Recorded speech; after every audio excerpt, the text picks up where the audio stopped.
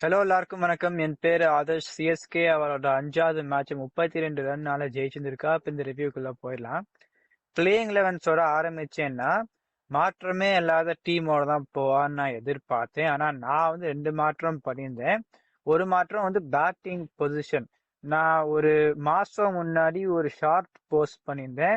அதுல slow conditions Chennai, Lucknow அந்த மாதிரி வென்யூல மட்டும் டியூவல் பிரேவிஸ் ஓப்பனிங் இறங்கணும்னு நான் சொன்னேன். இன்னைக்கு வந்து நன்னா விளையாடினார். ஆனா அந்த ஃப்ளோ வந்து இருந்துதான்னா நான் இல்லைன்னு சொல்லுவேன். ஆரம்பத்துல ஒரு 13 பந்துல 14 தான் அடிச்சிருந்தார். ஒரு ஃப்ளோ த்ரோ தி இன்னிங்ஸ் நான் பார்த்தேன்னா இல்லைன்னு தான் சொல்லுவேன். அந்த எதனால ஓப்பனிங் இறங்கணும்னு நான் சொல்லியிருந்தேன்னா, அந்த ஆன் த ரைஸ் நிறைய அடிப்பர். இந்த மெட்ராஸ்ல வந்து பவர் பிளேல ஒரு ஸ்டார்ட் வரணும். டியூவல் பிரேவிஸ் ஓப்பனிங் விளையாடி ஆன் த ரைஸ் பவர் பிளேல அடிச்சோம்னா அந்த ஃப்ளோவை வந்து எடுத்துன்னு போகலாம். நடு ஃபேஸ்ல வந்து கொஞ்சம் ஸ்லோ ஆன உடனே நாராயண் இன்னைக்கு ரொம்ப நல்லா போட்டார்.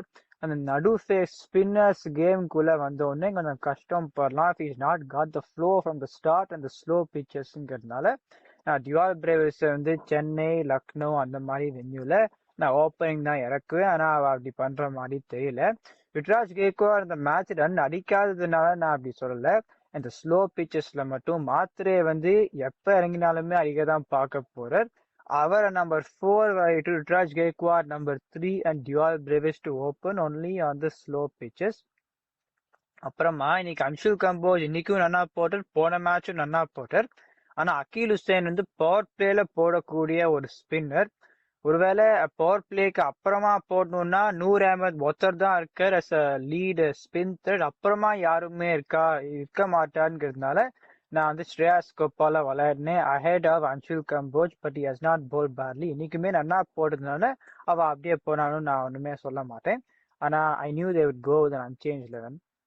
இப்ப கேகேஆர்னு பார்த்தோம்னா நான் வந்து ஒரு மாசம் முன்னாடி நான் ஒரு ஷார்ட் போட்டேன். அந்த ஷார்ட்ல வந்து கேமரன் கிரீன் ஆரம்பத்துல இருந்தே என்னோட 11ல இல்ல. ஏன்னா நான் அப்ப சொன்னேன் 2 ஓவர் போட்டா 25ன்னு சொன்னேன். இன்னைக்கு 2 ஓவர்ல 30 ரன். அவருக்கு பேட்ல T20 வேர்ல்ட் கப்ல இருந்தே பரல, ஃபார்ம்லயே இல்ல அவரு. எதனால டீம் சேஃபாட்ட விளையாட மாட்டேங்கிறான்னு எனக்கு புரியல. ஏன்னா இந்த மேட்ச்ல வந்து ரஹானே நம்பர் 3 இறங்கினர். நிறைய தடவை சொல்லியிருந்திருக்கேன், ரஹானே வந்து இஸ் அ பேஸ் ஹிட்டர். அதுவும் இந்த ஸ்லோ கண்டிஷன்ஸ்ல அவர் ஓப்பனிங் இறங்கியே ஆனும். அந்த கேஸ்ல அவர் நம்பர் 3 இறக்கினா, இதே டீம் சைஃபர் நம்பர் 3 இறங்கி ரஹானே ஓப்பனிங்னா இன்னும் கொஞ்சம் நல்லா இருந்திருக்கும் அவளுக்கு. ஸோ அப்புறமா இப்ப கார்த்திக் தியாகி இன்னைக்கு விளையாடினர், அவர் நன்னா போட்டார். நான் வந்து சௌரப் தூபே வந்து போட்டு வச்சிருந்தேன் after what happen the previous மேட்ச்னு. ஆனா அவரை இன்க்ளூட் பண்ணல. வருண் சக்கரவர்த்தி திருப்பி வந்துட்டார். எதனால பவுலிங் எடுத்தா எனக்கு பொறுத்த வரைக்கும்னா, அவ வந்து பயந்துட்டு ஓகே இந்த பவுலிங் வந்து ஸ்ட்ரெங்தன் பண்ண முடியாது, நம்ம வந்து என்ன அடிச்சாலுமே வில் ட்ரை அண்ட் சேஸ்ன்னு. ஆனா நம்ம பார்த்தோம் திருப்பியும் இந்த பேட்டிங்கும் பெருசா ஸ்ட்ராங்கா இருக்கிற மாதிரி எல்லாம் தெரியல. அதனாலதான் கேகேஆர் வந்து பயந்துன்னு பவுலிங் எடுத்தா. சிஎஸ்கே பேட்டிங்னு பார்த்தோம்னா பவர் பிளேலயே 72 run for the loss of 2 wickets. நான் சொன்ன மாதிரி ருத்ராஜ் கேக்வாட் நிறைய பேர் குறை சொல்றா. போன மேட்ச் 6 ஓவர்ல 61 run for no wicket. Sanju Samson அடிக்க பார்க்கறதுனால Ruturaj Gaikwad can play second ஃபீல்ட் and CSK are not losing wickets. ஆரம்பத்துல என்ன ஆச்சுன்னா 2 பேருமே சீக்கிரமா அவுட் ஆயிட்டா. இப்ப என்ன ஆகுதுன்னா ஆயுஷ் மாத்திரையும் கன்சிஸ்டன்டா அடிக்கிறதுனால ருத்ராஜ் கேக்வாட் தவிர வேற எல்லாருமே அடிக்க தான் பாக்குறா. ஸோ எனக்கு பொறுத்த வரைக்கும் I don't think there is எல்லாருமே அடிச்சுட்டு இருக்க முடியாது, ஒருத்தர் நிக்கணும். ருத்ராஜ் கேக்வாட் வந்து I won't say is out of form, is just getting out. So அப்படிதான் நான் சொல்லுவேன், நான் அவருக்கு வர சொல்ல மாட்டேன். நான் என்ன சொல்லுவேன்னா அந்த ஸ்லோ பிச்சஸ்ல மட்டும் ருத்ராஜ் கேக்வாட்கான அதை சொல்லல, டியூவல் பிரேவிஸ் ஆப்டிமைஸ் பண்றதுக்கு அவர் ஓப்பனிங் இறக்கி ருத்ராஜ் 3 ஆயுஷ் மாத்திரை 4 வந்து போட்டானா அந்த case it will be more of smoother இது ஃபார் தெம். ஒரு இது நான் என்ன பண்ணியிருந்திருப்பேன்னா, இப்ப 111க்கு 3ங்கிறச்சே சிவம் தூபே இறக்காத சர்ஃப்ராஸ் கான இறக்கிட்டான். இந்த மேட்ச் பார்த்தும் அவர் இந்த டோர்னமெண்ட் நன்னா விளையாண்டிருக்கார். ஆனா எனக்கு பொறுத்த வரைக்கும் இன் ஃப்ரண்ட் ஆஃப் ஸ்கொயர் அடிக்கிறது அவர் இன்னும் கொஞ்சம் இம்ப்ரூவ் பண்ணணும். அவர் வந்த உடனே என்ன பண்ண பாட்டார், ஸ்பின்னருக்கு எதிராகவே அந்த ஃபைன் லெக் அண்ட் தேர்ட் மேன்ல ஒரு லேட் டேப் விளையாட பார்த்தார். அது எதுலயுமே சிங்கிள் மேல வரல. அதனாலதான் இந்த கேஸ்ல அந்த பவர் ஹிட்டிங் ஒரு 6 அடிச்சார்னு நினைக்கிறேன். ஆஃப் ஸ்பின்னர்ஸ் 2 6 அடிச்சார். ஆனா அந்த in front of square power hitting அவ்வளோ காட்டாததுனால எப்பயுமே காட்டினது கிடையாது. அந்த ஸ்கொயர் இந்த விக்கெட் பிஹைண்ட் ஸ்கொயர் தான் அவர் அடிக்க பார்ப்பார். அதை கொஞ்சம் இம்ப்ரூவ் பண்ணா then I think Sarfaraz Khan can go. Okay, so அந்த கேஸ்ல வந்து ஸ்பின்னரும் போன்றுனா சிவம் தூபே நான் இறக்கி இருந்திருப்பேன். ஆனாலுமே நிறைய பேரு பயந்துருக்கலாம் 192ன்னு. ஏன்னா இந்த 200 chase, chasing a lot of scores, நான் என்ன சொல்லுவேன்னா அந்த பவுலிங் வந்து கேவலமா போந்திருக்க நிறைய டீம்ஸ், அதனாலதான் அந்த சேசஸ் நடந்திருக்கு. அதனால 220 வருது. அதுவும் இந்த கேகேஆர் பேட்டிங் லைனப்க்கு எதிராக இந்த 192 I knew CSK would win. அவ ஜெயிச்சது வந்து எனக்கு வந்து ஒரு ஆச்சரியமா எனக்கு தெரியல. இப்ப கேகேஆர் பவுலிங்னு பார்த்தோம்னா இப்ப வேவரோரா ஆரம்பத்துல ரன் கொடுத்தார், அப்புறமா கேமரன் கிரீன் 2 ஓவர்ல 30, அப்புறமா எல்லாருமே ஒரு அளவுக்கு வந்து ஓகே என்னதான் போந்திருக்கா. வருண் சக்கரவர்த்தி எனக்கு என்ன புரியலன்னா, சாதாரணமா அவர் லெஃப்ட் ஹேண்டர்ஸுக்கு அரௌண்ட் விக்கெட் வருதுனால அடி வாங்குறாரு. இன்னைக்கு வந்து ரைட் ஹேண்டர்ஸுக்குமே அரௌண்ட் விக்கெட் போய் டிஃபென்சிவா போட்டார். எனக்கு அது புரியவே இல்லை. அது எப்படின்னா அவர் அடியும் வாங்கல, ஆனாலுமே அவர் டிஃபென்சிவா முன்னாடில இருந்தே போட்டார். Shows the confidence is down.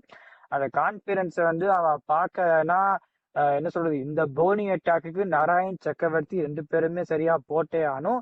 Varun சக்கரவர்த்தியோட கான்பிடன்ஸை அவ பாத்துக்கணும். And it's not looking in the good direction when right ஹேண்டர்ஸுக்கு எதிராகவுமே அவர் ரைட் ஹேண்டர்ஸுக்கு எதிராக நல்லா போந்திருக்கார். அப்பயுமே இந்த டிஃபென்சிவ் ஆங்கிள் முன்னாடி இருந்தே போட்டார்.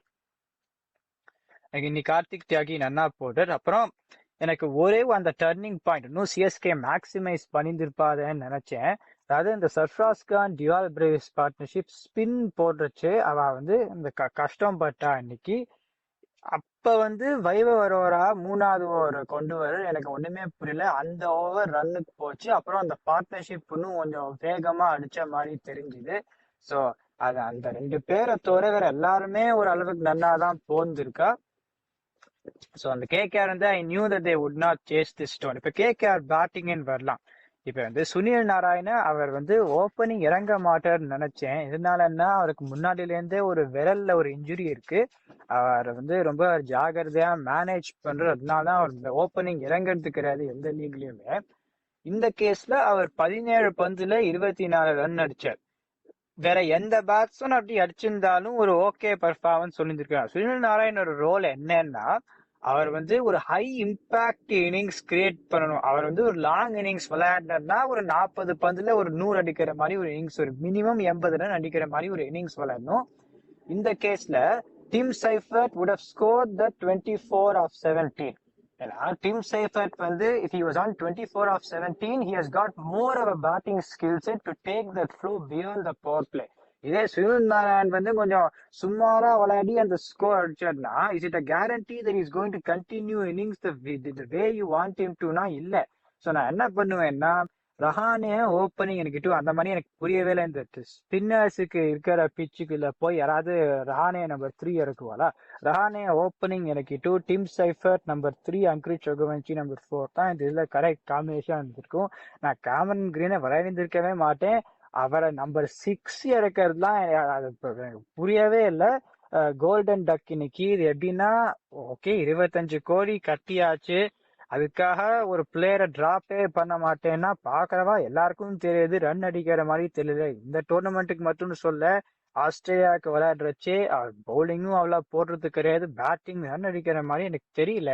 அந்த கேஸ்ல இருக்கும்போது டிம் சைஃபர்ட் எவ்வளவுன்னா விளையாண்டிருக்கார், அவரை உக்காத்தி வைக்கிறதுல எனக்கு புரியவே இல்லை. ஸோ கேகேஆர் வந்து strategic calls has not been correct from them. Rovman Powell வந்து 22 பந்து விளையாடி 31 நாட் அவுட். இந்த சிச்சுவேஷன் ரொம்ப ஒரு ஆச்சரியம் பட வேண்டிய ஒரு விஷயம். அவர் ஸ்பின்னிங் சாதாரணமா கஷ்டப்பட்டு இருந்திருக்கார். But still I expected him after facing that many deliveries not அவுட்டா வந்து 31னா நான் அதை எதிர்பார்க்கல. ஸோ கேகேஆருக்கு வந்து கண்டிப்பா அந்த காம்பினேஷன் சரியா விளையாடல. இது வந்து ஒரே ஒரு இது ஓவர்சீஸ் டீமர் எப்ப விளையாடலாம்னா, இப்ப பத்திரானா ரூமர்ஸ் நான் கேள்விப்பட்டேன், வரப்போற கேள்விப்பட்டேன், அந்த இதுல மட்டும் you can play an overseas teamer. அதை தவிர நான் டிம் சைஃபர்ட் தான் விளையாடுவேன். ஏன்னா இன்னைக்கு கார்த்திக் தியாகி இன்னைக்கு நன்னா போட்டார், வேற ஒரு நியூ பால்ல போடுவார். ஆனா இந்த டோர்னமெண்ட்ல பயந்துன்னு போடுறார். அப்புறமா அந்த ரெண்டு ஸ்பின்னர் இதுக்கு மேல இந்த பவுலிங்கை ஸ்ட்ரெங்தன் பண்ணுவதில்ல. அனுகூல் ராய் எப்ப போட்டாலுமே நன்னா தான் போடுறார். அவருக்கு 4 ஓவர் கொடுக்கவே மாட்டேங்கிறா. ஸோ அந்த கேஸ்ல வந்து KKR have got something where இருக்கிற bowling they can the bowlers who are bowling well they can strengthen. அதை விட்டுட்டு முன்னாடி எல்லாம் என்ன சொல்றது, இந்த ஃபாஸ்ட் bowling ஸ்கவுட்டிங் ரிப்ளேஸ்மெண்ட்ஸ் சரியா பண்ணல.